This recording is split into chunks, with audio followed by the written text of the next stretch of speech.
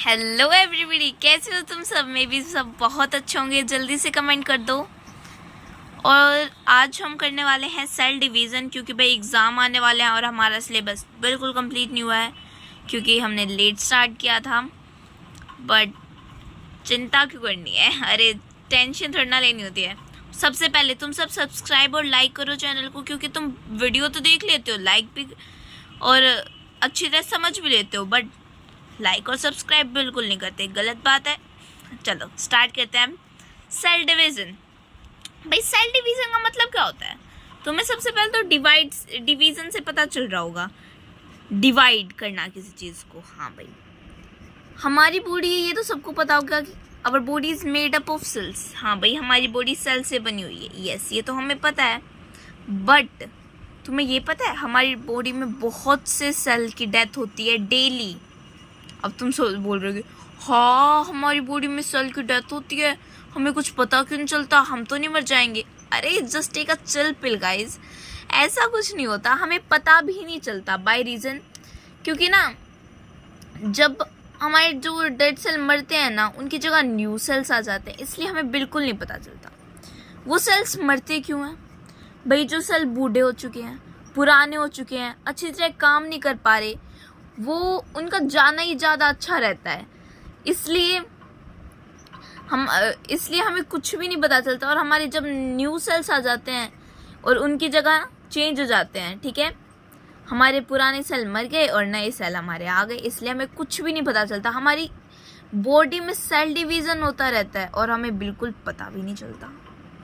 ठीक है, तो इसका तुम एक बार ये डेफिनेशन पढ़ लो। Process by which new cells are formed is known as cell division. Just हमने बात की है वही है। ठीक है, अब हमें सेल डिवीजन की नीड क्यों होती है? For growth of organisms. हाँ भाई, हमारी बॉडी में नए, जैसे हमारे पुराने बूढ़े सेल है वो मर गए, नए सेल्स नहीं आएंगे, हमें हार्म होगा। हमारी बॉडी ही सेल से बनी हुई है, तो हमारी बॉडी में सेल ही खत्म हो जाएंगे। How can we survive for repairing the injured cell. हाँ भाई, ये इंजर्ड सेल मर जाते हैं और हमारे न्यू सेल्स आ जाते हैं, बस वही रिपेयरिंग हो जाती है। तो चलो पढ़ते हैं types of cell division. So cell division is of two types, mitosis, meiosis. So सबसे पहले माइटोसिस देखते हैं। Chromosomes number remain same. भाई क्रोमोसोम्स के जो नंबर होते हैं, क्योंकि हमने देखो भाई, आई थिंक हाँ हमने पढ़े थे हमारे ह्यूमन बॉडी में कितने क्रोमोसोम्स होते हैं, 46 क्रोमोसोम्स होते हैं, हमने और भी पढ़े थे। Chromosomes numbers remain same in daughter cell as of their parental cell. भाई देखो, जो डिवीज़न होता है ना और जो डिवाइड होके सेल बनता है, उसे हम डॉटर सेल बोलते हैं। ठीक है, अब नॉन एज इक्वेशनल। भाई इसे इक्वेशनल कहते हैं। इक्वेशनल क्या? Equational chromosomes, this is non as equational chromosomes. अब भाई मेयोसिस पढ़ते हैं, फिर मैं तुम्हें डायग्राम से दिखाऊंगी, तुम्हें बिल्कुल इजी लगेगा ये topic. Number of chromosomes become half in daughter cell. देखो हमने बात की इसमें माइटोसिस में क्रोमोसोम्स नंबर सेम, जो क्रोमोसोम्स का नंबर होता है वो सेम रहता है भाई माइटोसिस में। बट अब हम बात कर रहे हैं मेयोसिस में, इसमें जो नंबर होता है ना वो हाफ हो जाता है डॉटर सेल का। ठीक है, इसे बोलते हैं known as reductional division.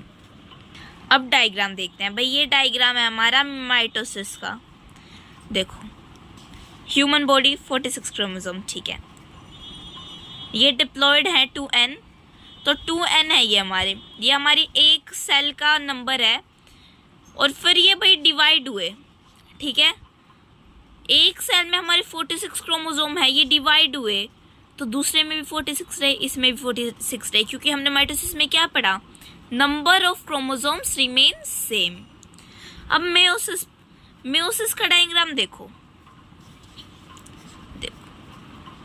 Meiosis में पहले इसमें मान लो 46 है, 2n सेल है, ये डिवाइड हुआ, इसमें n रह गए, ये डिवाइड हुआ, इसमें भी n रह गए।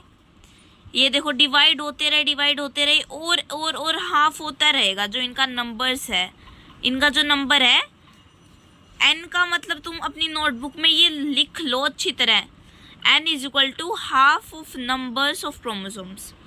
n का मतलब जो हाफ हो जाते हैं क्रोमोसोम्स, दैट। तो मे बी तो तुम्हें समझ आ ही गया होगा, ये तुम्हें मे बी सेल डिवीजन तो समझ आ ही गया होगा। अब तुम ये देख लो क्रोमोसोम्स नंबर्स, ये भी तुम्हें एक दो पूछ लेते हैं कई बार एग्जाम में, ठीक है, पढ़ लिया। तो मैंने तुम्हें कहा था कि मैं लास्ट में तुम्हें ऑस्मोटिक सॉल्यूशन पढ़ाऊंगी, तो हमारा चैप्टर खत्म हो चुका है, हमारे बस ऑस्मोटिक सॉल्यूशंस रहते हैं। तो बेसिकली ऑस्मोटिक सॉल्यूशन हमारा ऑस्मोसिस से रिलेटेड होता है, ठीक है। इसके होते हैं 3 टाइप्स। पहले तुम सोचोगे भाई ऑस्मोटिक तो ठीक है, ऑस्मोसिस से रिलेटेड है, सॉल्यूशन क्या होता है? सॉल्यूशन समझो। सॉल्यूशन, तुमने एक ग्लास लिया, उसके अंदर पानी लो, उसके अंदर तुम शुगर मिला दो या सोल्ट, ये तुम्हारी विषय जो तुम्हें अच्छा लगता हो वो मिला दो, ठीक है। तो तुमने उसे मिक्स किया, जो तुम्हारे पास जो वो पानी आया है ना, अब वो सिंपल पानी नहीं है, वो सॉल्यूशन है।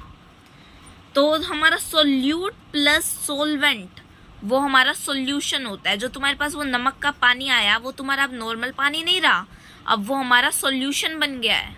और तुम इसे ये भी बोल सकते हो ये एक मिक्सचर है, किसका? 2 कंपोनेंट्स का। कौन से? वाटर और सॉल्ट। अब तुमने सोचा हाँ अभी बताया सॉल्यूशन, 2 नाम और बीच में लिए, सॉल्यूट और सॉल्वेंट, वो क्या चीज़ होती है भाई? जिस 2 कंपोनेंट से तुम्हें बताया मैंने, वाटर और सॉल्ट से बन के हमारा मिक्सचर बनेगा, एक सॉल्यूशन बनेगा। तो वो वाटर और सॉल्ट भी क्या हुए? कुछ तो हुए ना, वो हुए सॉल्यूट एंड सॉल्वेंट। अब सॉल्वेंट क्या होता है भाई? सॉल्यूट और सॉल्वेंट पढ़ेंगे हम। सबसे पहले सॉल्यूट होता है, अब ये लिखा नहीं हुआ यहाँ पे बट कोई नहीं, तुम सुन लो। Solute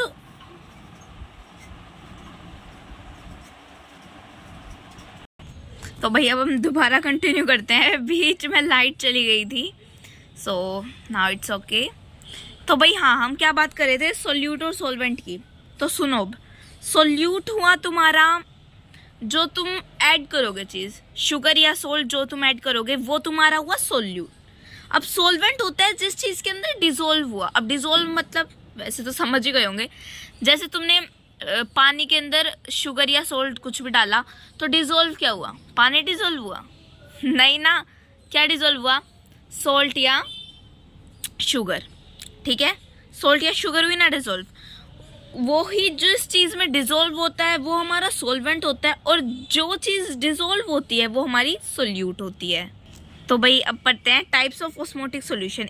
there is 3 types of osmotic solution which are hypertonic, isotonic and hypotonic. अब सुनो, हाइपरटोनिक होता है जो, मतलब हाइपर बोलते हैं ना, आज तो बड़ी हाइपर हो रखी है टीचर, मतलब बहुत ज़्यादा गुस्सा हो रखी है, ज़्यादा मतलब हाई, ठीक है।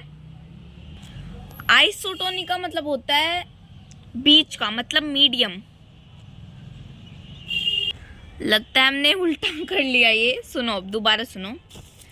हाइपोटोनिक का मतलब होता है कम, इसका जहाँ पे तुम HYPO दिख गया ना, हाइपो मतलब कम, और यहाँ पे HYPER आ गया तो वो ज़्यादा, हाइपर, ठीक है।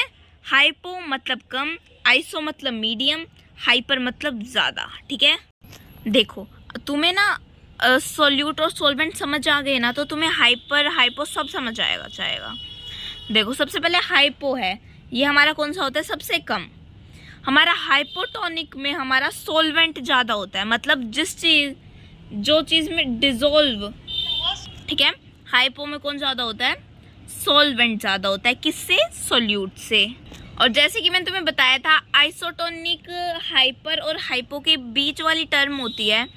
तो ये तुम ये सोचो, ये भाई हाँ एक ज़्यादा है एक कम है, तो दूसरी वाली क्या होगी? इक्वल। इसमें हमारा सॉल्यूट और सॉल्वेंट इक्वल होता है। लास्ट हमारा है हाइपर। हाइपर क्या बताया था हमने? ज़्यादा। तो हाइपर में हमारा जो सॉल्यूट है वो हमारा सॉल्वेंट से ज़्यादा होता है, ठीक है। हाइपो, अब अच्छी तरह समझो, सीक्वेंस वाइज समझो। हाइपर में सॉल्यूट ज़्यादा, किससे? सॉल्वेंट से।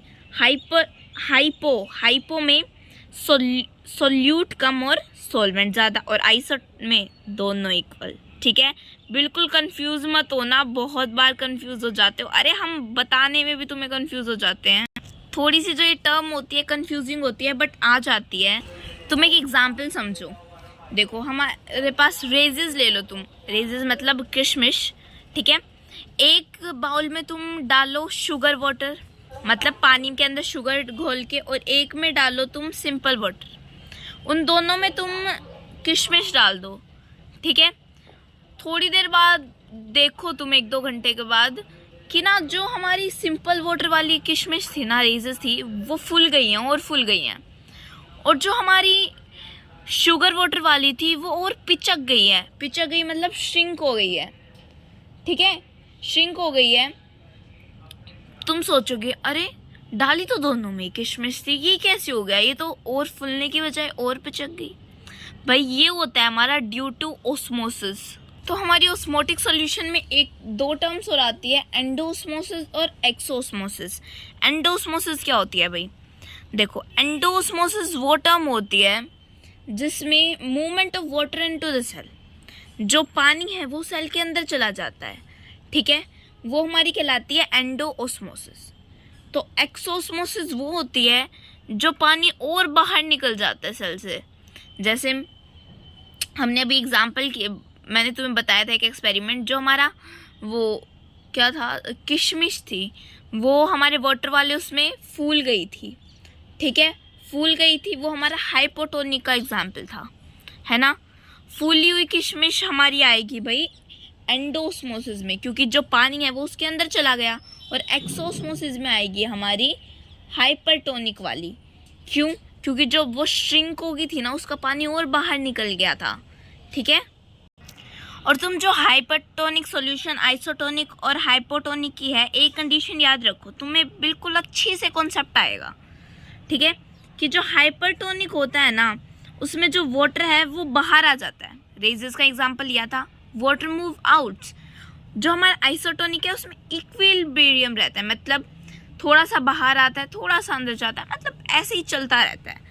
और हाइपोटोनिक में जो हमारा होता है उसमें पानी अंदर चला जाता है, जिससे हमारी जो रेजेस थी वो फूल गई थी, ठीक है।